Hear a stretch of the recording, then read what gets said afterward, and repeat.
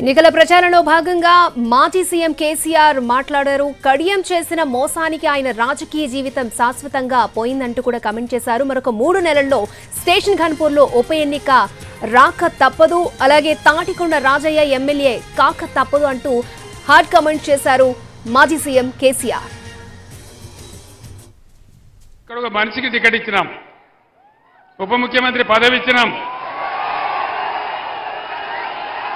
ఎందుకు మారిపోయింది ఆయన పార్టీ? ఎందుకోసం మారింది పార్టీ?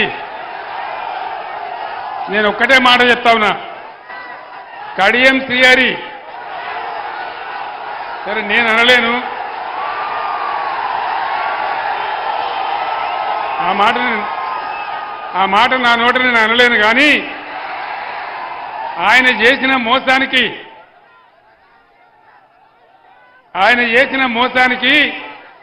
శాశ్వతంగా ఆయన రాజకీయ జీవితం సమాధి చేసుకుంటే మనవి చేస్తా ఉన్నాం.